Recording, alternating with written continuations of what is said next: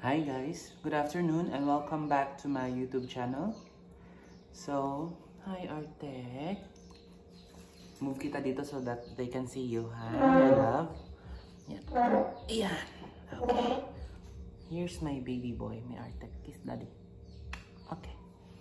So, for today's video, mag-unbox tayo ulit ng aking parcel na dumating.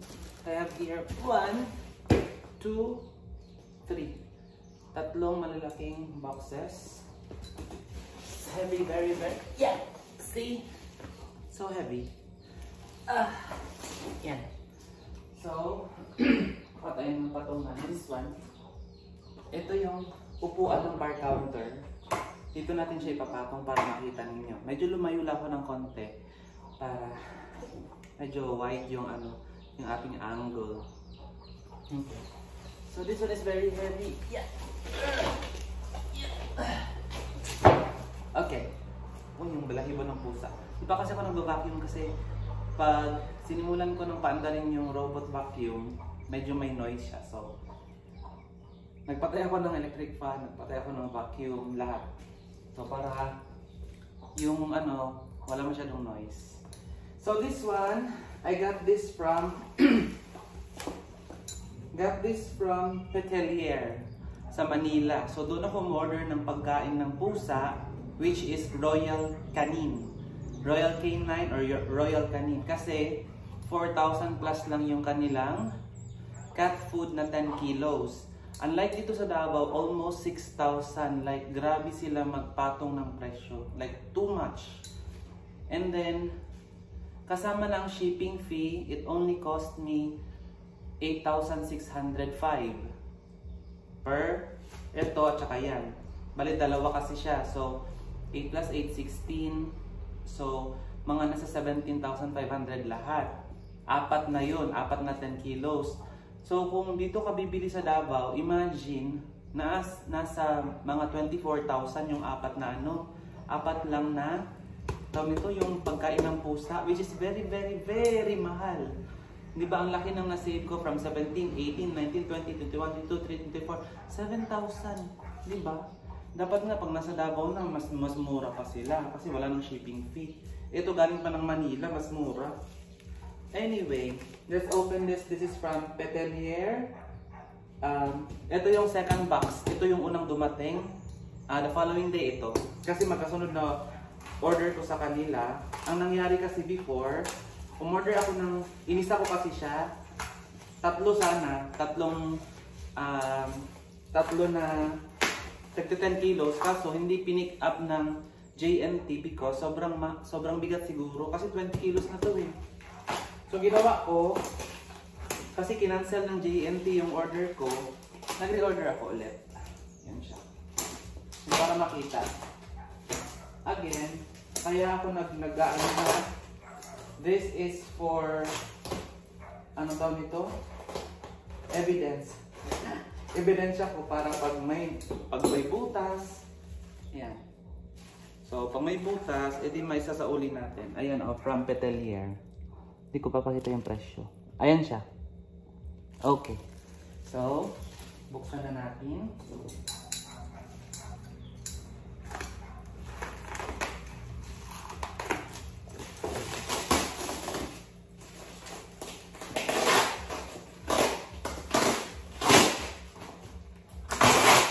Wala itong cuts ha, walang cuts para pakita nyo talaga. Mamaya ako na itatapon yung mga boxes. Kaya dahan-dahan kong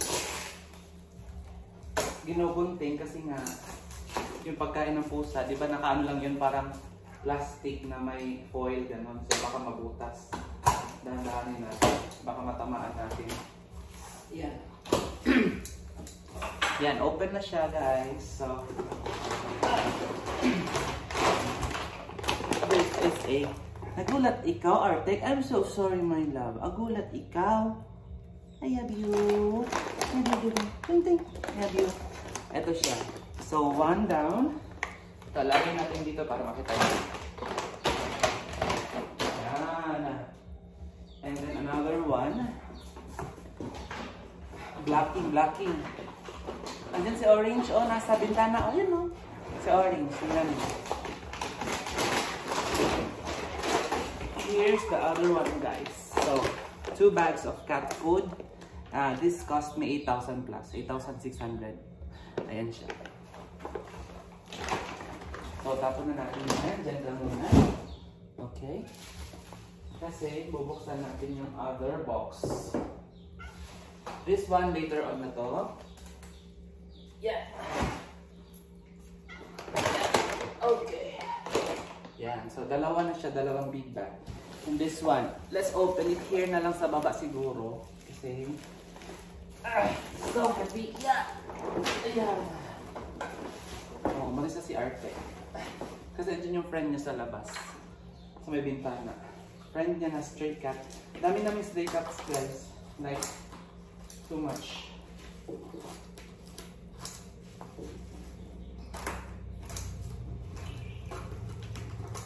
Yan na. Ito yung second natin na box. Ayan siya. Nakita niya 8,000, no? 8,600. Ayan siya. Okay. So, buksan na natin.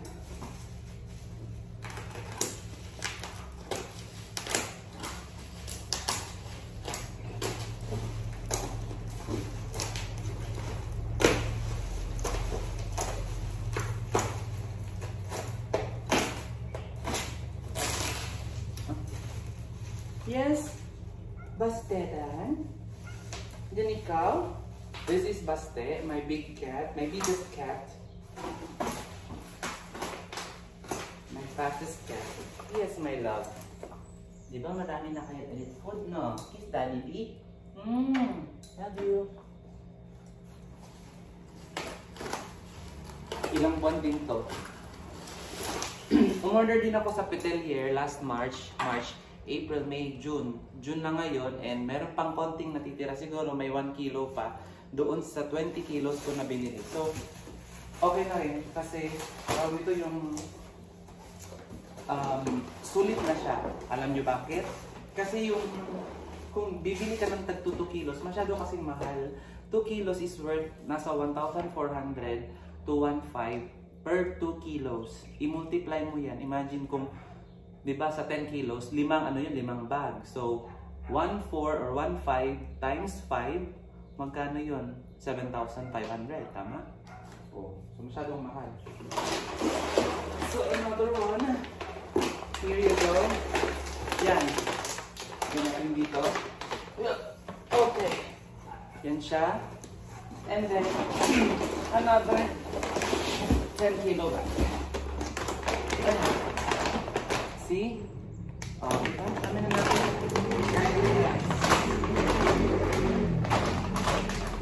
See, imagine, I have 4 indoor cats. I have Baste, I have Artec, I have Tofu, and I have Stratus. So I have 4 cats now. 3 senior cats na 9 years old, and meron akong junior boy na mag 1 year old this 28, June 28. So, ayan. So, ito bubuksan na natin so that you can see. This one, I got this from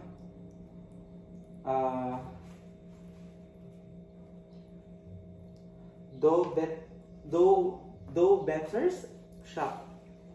Do Better or Do Better, I don't know. Basta nakita ko lang sila nag-live and then nakita ko na maganda. Mukhang maganda naman yung product. So let's open.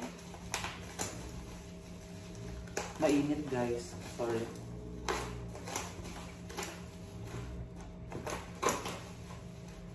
Mainit kasi wala electric fan. Wala naman kami aircon dito kasi nasa bukid kami. Pagdating ng hapon, malamig. So we don't really need AC. Fan lang is enough. This is almost 2,000 na package.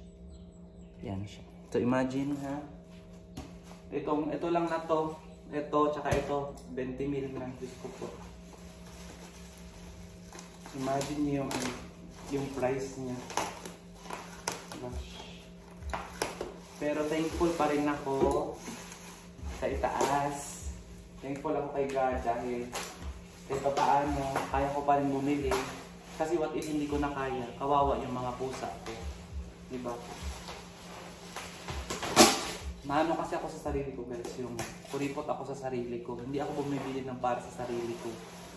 Yung pera ko na naiipon is binibili ko para sa mga pusa ko, sa mga alaga ko. That's how I love them. As in, sobrang pagmamahal. Ayan. So, buksan na natin ito ha. Kaya ako lumayo kasi ito medyo malaki. Foldable kasi ito. Kaya, ayan na. So, dalawa siya. Dalawang boxes. As you notice, ayan na dalawa. So, let's open this one. Ay, kiupo ako. Baste ha. Let's open. Ayan. Magaan lang pala siya. I thought all the while it's heavy. Magaan lang pala.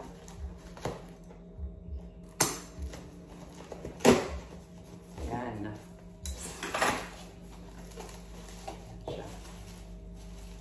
So, let's pull this one. Yeah. Oh! Ayan na. So, this one is a foldable cabinet. Or parang shura. Ganon. Pero, ang gagawin ko dito is storage ng mga ano ng pusa. Mga pagkain ng pusa. Oh! Oh! It's like this. Ganyan siya, oh. Kita nyo? And then, nandito sa loob yung kanyang mga fold, ganyan. Ipa-fold mo siyang ganyan. Okay. Okay, ganon. So, ito. Yan. Oh. Ali, isa-set up muna natin, ha? Siyempre gusto ko makita ninyo yung pag-set up. Yan. This one, open. Madali siyang madali siyang i-assemble actually. Yan. Kasi tutulak-tulak mo lang siya. Ayan. Okay. So, third. I-ano muna natin, assemble muna natin guys. Imagine my fat cat is here. Ayan siya, oh. Hindi siya umaalis, no? Ito yung pusa ko na napaka-close sa akin. Ito. Though, very close sila sa akin, especially itong mataba. Ito talaga yung, I mean, sa apat sa kanila, ang hindi masyadong lumalapit sa akin yung babae. Yun, ganun talaga siya. Even, nung nasa Dubai pa kami, ganyan na talaga yung attitude niya. Masungit talaga siya. Pero, pag gusto niya magpalambing, ano yan siya, yung iikot-ikot sa baa ko. Ganun. Pero most often, ayaw niya talaga malandi, marte. Ganun. Ayaw niya nang inaano siya, yung kinakadol-kadol siya. Hate na hate niya yun. So, again, dalawang ganito yung binili ko. So, papakita ko na sa inyo yung isa. So, hindi ko to gagamitin for my shoes. I will use this one for yung mga gamit ng mga pusa. Nilalagay ko to sa kwarto. Okay. So, yan. Sturdy siya. Maganda siya. Oh. In fairness. In all fairness. Maganda. Oh. See that? Oh. Ito na siya. Oh. Diba? Meron ka ng cabinet. So, dito ko ilalagay yung mga treats ng pusa. Tapos, dito mo siya bubuksan. Ganyan. Oh, di ba? Perfect. Perfect! Oh. Yan. So, yan na siya. Ganyan, lalagay natin dyan. Nakaka-disturbo ba ako sa iyong paghiga dyan, anak? Hindi naman. Daddy will clean your eyes later, okay? Your eyes is so dirty na naman, no? Okay. Ibubuksan ko muna yung isa pa, ha? Meron pang isa, anak. There are my babies. Anak nga tawag ko, di ba? So this one, another one. And isa-set up ulit natin, no?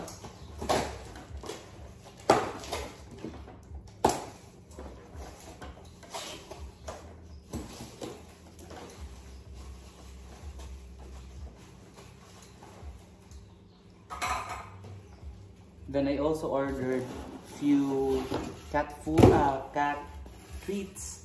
Dadating siguro yun by next week. It's around 2,000. So para marami-rami silang treats kasi mahilig sa treats itong mga pusa ko, especially Arctic. This one, this boy. Yung nakita nyo kanina dyan nakaupo. Si Arctic mahilig talaga sa treats. And yung bunso, si Stratus, as in sobrang mahilig nila. So, ganyan na rin. Okay. Dahan-dahan. Okay. Once it's up, ilang ano ba ito? Ilang palapag? Palapag. 1, 2, 3, 4, 5, 6 o'clock wrap. Charis. 4. Ay, 6 pala. So, ibababa natin ulit. So, para tumayo siya, you have to make this hila-hila. Oh. Yun na sa likod. This one. Yan. Or you can push it from here para mas mabilis. Yeah. From there, you can push it. Yan, like that. And then just lock it. Yan. Maglalak yan siya. Kailangan lang na yan. Lock ng maigi. That one. And this one. Like that. Maganda siya kasi meron siyang yung maliliit na butas. So, iikot yung hangin sa loob. Diba? That one. And the last one is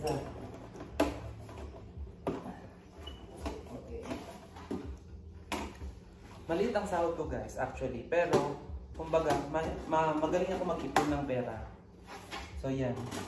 Yung mga allowances ko na, kasi syempre may allowance ka sa isang araw, di ba, na ito lang dapat yung gagastusin mo kasi may pagkain naman kaming libre sa hospital. Ganun. So, if hindi ko nagagastos yung allowance, kasi naglalagay ko ng, let's say, 150 pesos na allowance sa isang linggo, sa isang araw. So, pag hindi ko siya nagagastos, sinisave ko yan kasi lahat ng mga nasisave ko na allowance ko, binibili ko ng pagkain ng pusa ko. Yan siya. Diba? Hindi ako bumibili masyado ng gamit ko para sa sarili ko. I buy things for my cats, for my dogs. Yan. Hindi lang sa cats. Meron din akong dogs. Nandun sa labas. Oo. Yes? I'm so sorry, anak ko, ha? Is daddy very noisy? Noisy ba ang daddy? Nandito siya sa baba. Noisy ba ang daddy? Hindi naman, di ba? No, hindi naman noisy ang daddy, di ba? Ito ang noisy, oh.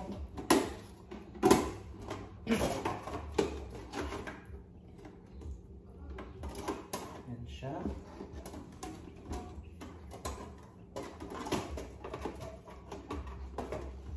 Okay. Yes. Lalaro na naman siya. Kasi favorite ni Basti yung boxes. Mahilig siya sa kahon. Sige lang, pasok ka lang dyan anak ko. No problem kay daddy. Kasi tatapon din naman na natin yan later on. Ha? Okay. Ayan na siya, yung mga nabili ko guys. Imagine. So ipapakita ko sa inyo ha. Oh, lalagyan natin dito. Ganyan. Oh.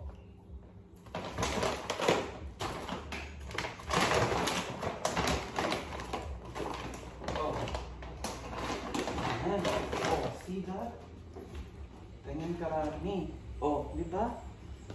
Imagine that, guys. Oh.